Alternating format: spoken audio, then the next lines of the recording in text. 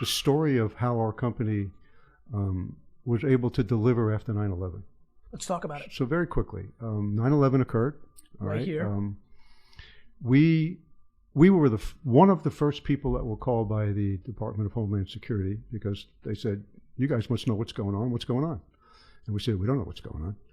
We saw the second plane hit the tower. Within 10 minutes, When you say you saw, we were sitting in our office at the 42nd Street building, looking down. We saw the first tower on flames, and we saw the plane hit the second building. you physically saw from your office window. About 30 of us. I'm listening.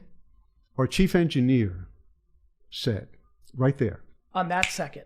he said, "They don't put that fire out, that building is going to collapse." And you guys were like, what the hell are you talking about? And we told other people that. Now, we didn't know if that was right, but he was right. Sure And he was. said, and we said to him, "Larry, why is that right?" He said, "Because all the steel's going to melt in the center of the building and it's going to collapse." Wow. Okay? So our job then, because all of Wall Street was out, Yep. all of Lower Manhattan was out. And what happened after that was the next morning, still flames, still trying to look for survivors. The calls were coming in from all over the country about when is the stock exchange going to be up and running? And every single one of the trading partners in Wall Street said, "Yeah, we'll be up Thursday." But we knew that wasn't true. Why did you know that to not Because be true? they couldn't get their people into the buildings. Right. Right. They didn't have alternative locations. So I remember Dick Grasso, who was the chairman of the stock exchange at the time, he called a meeting, everybody in the city, and he brought our people in, and he said, "So what are we going to do?" Okay, and our guys just sat there and said, "There's no way that you're going to be able to, No problem.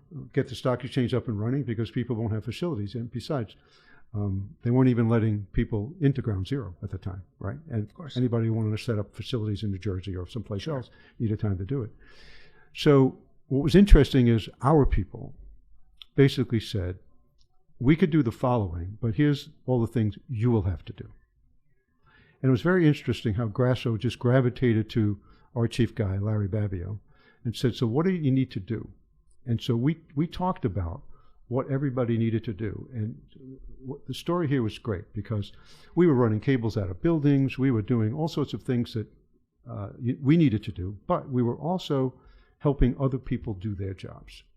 So this is the lesson on 9/11 for us, accountability. There is no such thing as accountability if you do your job and the next guy can't do his. Accountability means we all win together. And so we ended up committing to getting the stock exchange up and running the following Monday. And in the process of doing that, we developed relationships with the top 60 or 70 trading partners, the Goldman Sachs, the Merrill Lynch's, all those companies, to help them make sure they can open their facilities, they had enough circuits to get things done, they had the generators and the power and everything else that needed to occur to get the country up and running. And it was one of the greatest experiences of our careers because it was a big deal. For sure. It was a big deal. But it taught our company back in 2001 what real accountability is. And real accountability is not just doing your job, but it's doing your job and helping the people you work with do their jobs.